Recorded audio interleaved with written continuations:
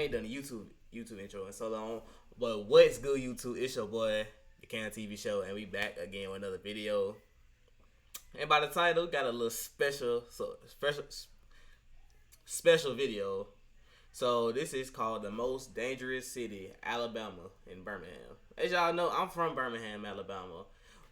It's some parts of Birmingham that's dangerous, bro. Not every part of Birmingham is not dangerous. Ain't gonna lie. I'm gonna tell y'all, if y'all ever come to Birmingham, Alabama, I'm gonna tell y'all what cities to not go to.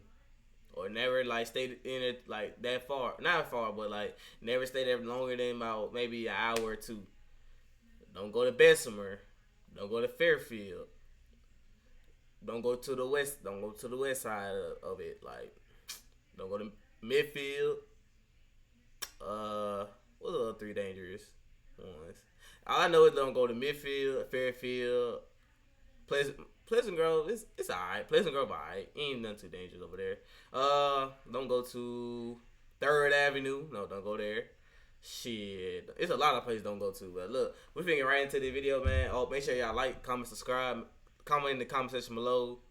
What should I react to next? And look, let's get right into this. Kidnappings and torture, to shootouts and serial killers, we're breaking down why Birmingham, Alabama is one of the most brutal cities in the world. Lil Heat was one of the hottest rappers in Birmingham, but making it out of the city isn't easy. And Lil Heat allegedly got murdered by his own homies right before he hit the mainstream.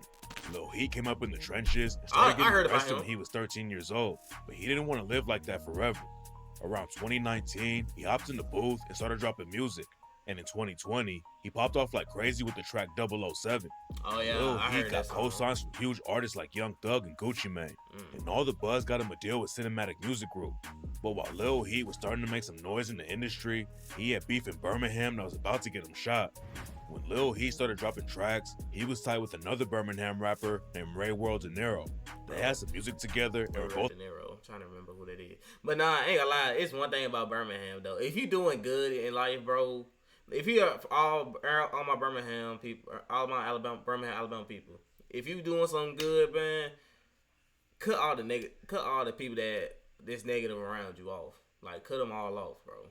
I'm being honest, real. You up and you see people still in that same situation that they was in, cut them off, bro. They won't mean nothing to you, bro. Go find people that had the same aspirations as you, bro. Don't go to nobody. Don't hang around the same people that you've been hanging around, because they will slime the fuck out you. I gonna lie, they will slime your ass, backdoor your ass. They will do anything for a taste of fame, money, maybe even clout, man. Putting on for the city. But Ray World De Niro was allegedly one of the most dangerous dudes in Birmingham. Some sources claim he caught over 10 bodies. Damn. And a lot of people think he was involved with Lil Heat getting shot. I ain't even know that. Shit, I might have to avoid that nigga. 2. According to rumors, Lil Heat and Ray World De Niro fell out because De Niro started hooking up with Lil Heat's ex. Then in 2022, it's always some imagine beefing over a bitch. Well, beefing over a female. My bad, I'm not bitch. A female. That's how almost beefs in Birmingham be. You get involved if you fucking with somebody ex, then there's some crash out dummies. They will try to come kill your ass. No funny shit. They will try to come kill you. Driving around in Birmingham when someone started shooting up his whip. Lil Heat got hit a few times and crashed, and he watched his homie die right in front of him. Rumors said that Ray World De Niro and his crew were involved with the situation, but nobody was ever booked for it. Lil Heat didn't let the shooting slow him down though, and he clapped back in the booth while his arm was still in the sling and dissed De Niro when he rapped. I don't even know why these rap beats be pointless though. For real. That hoe you call your BM used to be my bobblehead. And that's his big homie chain. Them his big homie racks. Knowing after he take that photo, he gotta give that paper back. Lil Heat thought he got snaked by his own homie. And on the same track, he said, they pulled an inside job. I watched my nigga die outside. And I put the blame on me, cause all I had to do was drive. And let a nigga drop they nuts and rap, I bet they mamas cried. Niggas know we ain't getting even. What the fuck is eye for eye? De Niro was sending shots too. I ain't gonna lie, that nigga was spinning some bars though. No funny shit, he was spinning some bars. And Lil Heat's fan wanted him to get out of the city before it was too late. 1 week after Lil Heat got shot and his homie died, Lil Heat took another loss when his cousin 41st AJ was shot and killed at a gas station. 41st AJ? Lil Heat and 41st AJ were both affiliated with a crew called 420, and that's why Ray World De Niro dropped the track 420 Smoke Session and dissed him. De Niro ripped a set that beef for 420 called H2K, aka Hard to Kill, and De Niro was self-snitching after 41st AJ got killed. According to rumors, the killing started when Ray World De Niro murdered 41st AJ's cousin, Jash Bizzle. 41st AJ allegedly clapped back and killed De Niro's homie Trigger, and that's why Ray World De Niro allegedly pulled the trigger on 41st AJ. Lil Heat knew that he couldn't trust anybody around him, and his plan was to move out to Atlanta and focus on music. But instead of taking the money he made from Cinematic Music Group and leaving Birmingham, Lil Heat stuck around and it cost him his life. In May 2023, Lil Heat. It's like I heard of this. I heard of him before, bro.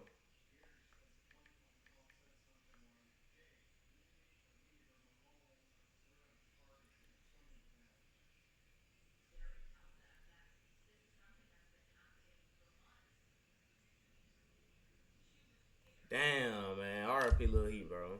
That's fucked up. He was ambushed by some shooters in the middle of the day. The police think he got set up, and the shooters dumped over 20 shots at Lil Heat. The paramedics found him bleeding out on the street, and they rushed him to the hospital to save him. Lil Heat lived for another 6 weeks in the hospital, but the gunshots did too much damage to recover from, and he tragically didn't make it out alive. Nobody was ever booked for pulling the trigger on Lil Heat, but now Ray World De Niro is fighting 3 other murder cases, and a lot of people think he was involved with the Lil Heat hit too. Some sources claim Ray World De Niro caught over 10 bodies, but that's still not even close to what a dude named Damian McDaniel did in Birmingham. 2024 is one of the most violent years in Birmingham history, with 151 people getting killed. And what makes the situation even crazier is that Damian McDaniel was allegedly— I used to go to school with this dude, bro. Just to see him do that shit, bro, that's fucking crazy, bro. Involved with 30% of the murders that year, but Damian McDaniel's killing spree started way before that. Back in 2019, Damian McDaniel got hit with 2 attempted murder charges after he shot up somebody's whip. He pleaded guilty, and the judge handed down a 15-year sentence in April 2023. But 13 years of the sentence were suspended, so Damian McDaniel was back out on the streets right after the trial ended. And in July 2023, Damian McDaniel shot 2 firefighters and killed one of them. Damn. Nobody knows why Damian wanted to kill the firefighters, but a few months later, he allegedly murdered a woman named Mia Nixon outside of her crib. I haven't seen her, but they be talking about her a lot, though. I think they be I don't know if that's her, though. Idea back then if the murders were connected, but Damian's brutal killing spree was just getting started. In April 2024, Damian allegedly caught a dude named Anthony Love Jr. while he was clocking out from his job at UPS. Killing firefighters and mailmen is wild, but the cops think that somebody actually paid Damian to kill Anthony Love Jr. A couple months after Anthony Love Jr. got killed, Damian was chilling at a birthday party in a Birmingham club and a fight broke out. After the fight, Damian allegedly went outside to get his gun, and that's when the killing started. Damian started shooting into the club, and when he was finished, there were 4 people dead and at least 10 more who got shot and survived.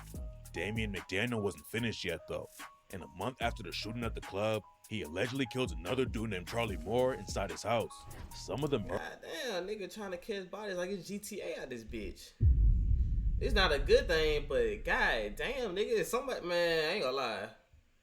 Somebody need to go. Nah, I ain't gonna speak on too much, guy. I'm not trying to be nigga. Murders were allegedly paid hits. GTA, but a lot of people think Damian McDaniel was a straight up serial killer, and he was about to catch 6 bodies in 4 days.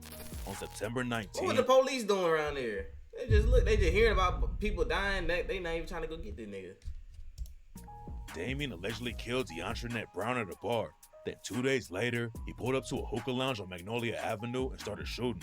Damian allegedly had at least 1 more shooter with him, and they killed 4 people and hit 17 more. Then that was what happened at this is my last time pausing it, bro. That what happened at what is shit called? I can't even think of the name, bro. I'm not pausing. Damian slid into Southeast Lake Community in Birmingham and killed a dude named Jamarcus McIntyre and shot 2 others. The cops finally booked Damian McDaniel a month after the second club shooting, and in 2025, they were still finding out about more murders he committed. Damian McDaniel allegedly had gang ties, but if you mess around in Birmingham, you might run into the most brutal cartel in the world. The Jalisco New Generation Cartel, aka CJNG, is the biggest cartel in Mexico, and they have heavy ties to Birmingham. CJNG is known for using brutal violence, and some reports claim that they actually make their members eat humans while they're going through training. Crossing the cartel is basically a death sentence. In 2023, the feds found out that CJNG was moving a ton of fentanyl through Birmingham. The feds booked 9 CJNG members for the drug ring, and one of them was already serving multiple life sentences because he killed 5 people who owed money to the cartel. Bro. I didn't know none of this shit happened. Even if you don't have ties to the streets or the cartels, Birmingham is one of the most dangerous places in America. And what happened to a woman named Mahogany Jackson proved that the violence down there is on a whole different level. In February 2024, Mahogany Jackson texted her mom and said she had been kidnapped and needed help. And just a few hours later, somebody found her on the side of the road with a bullet in her head. Mahogany Jackson had been tortured before somebody shot her in the head. Man, there is a fur. That's so fucked up. I ain't gonna lie, that's why I say I'm moving to. I already know where I'm moving to. I ain't gonna speak on where I'm moving though. 8 people ended up getting booked for the murder, and some cops in Birmingham said it's the most brutal death they've ever seen. And what makes it even worse is that Mahogany Jackson knew the people who killed her. According to some of the suspects, it all started over a gun that got stolen. Mahogany Jackson allegedly took a strap from somebody, so they kidnapped her and tortured her with their crew. At some point, Mahogany Jackson was able to get her phone and text her mom, and her mom called the police. The murderers caught Mahogany Jackson using the phone though, and that's allegedly when they decided to kill her instead of just torturing her. Mahogany had just told her mom where she was at, but by the time the cops got there, it was already too late, and her dead body was found a couple hours later. Mahogany Jackson's case shocked all of the local cops, but what happened to Anaya Blanchard made headlines everywhere. In 2019, Anaya Blanchard went missing after she told her roommate that she was going out with a dude she just met. Her roommate didn't think it was weird at first, but when Anaya didn't come back home the next day, the cops got involved with the situation. They started tracking Anaya Blanchard down, and the last time she was seen was at a gas station. She left the gas station in her whip with a dude named Ibrahim Yazid, and later the cops found her and a bunch of Anaya's blood inside. Ibrahim had tried to clean it, but there were bullet holes in the whip and DNA all over the place. The cops booked Ibrahim, and it turns out he was one of the most brutal dudes in the city. Back in 2012, he tried to kill 2 cops, and in 2018, he murdered a dude named Stephen Hambry and shot a woman in the face. And just a few months before he killed Anaya Blanchard, Ibrahim and his homies almost beat a 77-year-old man to death while they were robbing him. Most of the violence going down. Man, I ain't gonna lie, that shit was fucking crazy. Like, y'all beating the 77-year-old man up for what reason, bro? Y'all robbing the elderly, man. That's fucked up. Birmingham happens in poor neighborhoods, but being rich doesn't mean you're safe either. And one time, a millionaire got kidnapped, and the kidnappers even brought their kids on the crash out. In September 2020, Matthew Burke and his girlfriend Tabitha Hodges broke into a house in Birmingham where a 75-year-old millionaire named Elton Stevens was living. They got to the house around 2 in the morning, stole Elton's Maserati, and drove back to their own house to show the whip off to their kids. Elton Stevens was still asleep at that point, but then Matthew Burke woke him up, and that's when the situation got weird. The whole thing was recorded on Elton Stevens' phone, and Matthew Burke started off by saying that he had bought the house that Elton Stevens was living in. Matthew Burke and Tabitha Hodges had their kids with them in the house, and they were telling the kids that Elton Stevens was going to give them a farm to live on. Then they took Elton Stevens back to their own crib, but first they stopped at a barbecue spot to get lunch. Elton tried to jump out of the whip, but Matthew Burke pulled him back in and took off. After they got to Matthew and Tabitha's house, they forced Elton to transfer $250K to their bank account, and then they took Elton to his house and dropped him off like nothing happened. The cops solved the case immediately because Matthew and Tabitha might be the dumbest criminals in Birmingham, and now they're both in prison for over a decade. Kidnapping a 75-year-old dude is wild, but sometimes the old men in Birmingham are the most dangerous, like a 70-year-old who killed 3 people at a church in 2022. On June 16, 2022, Robert Smith walked into a church that was hosting a potluck dinner and started shooting. He killed 3 people off the jump. I know that. I remember this one. But then a 79-year-old dude named James Musgrove hit Robert Smith in the head with a chair and took his gun away. Some hoods in Birmingham are so violent that the cops tell people they shouldn't even stop for gas. And in 2024, a wild shootout went down at a gas station on the 800 block of 3rd Avenue West. Nobody knows what sparked the situation, but shooters started busting at the gas station and bullets were flying in every direction. Over 150 shots went off and hit cars, buildings, and people. One dude ended up dead, and at least 6 more got shot and survived. Birmingham is getting more deadly every year, and some locals say it's because guns are so cheap and easy to get. According to some sources, you can get a Glock with a switch for $120. Triggerman DP is a rapper from the city, and he said that switches changed everything. Shit, those switches got to the city. Them switches? Switches fucked up a lot of shit, man. All cities, really. Real shit. What makes the story even crazier is that in 2022, over 100 shots went off at the same gas station. A dude named Davion Hickley was killed that time, and his ops said they were going to shoot up the church where his funeral was too.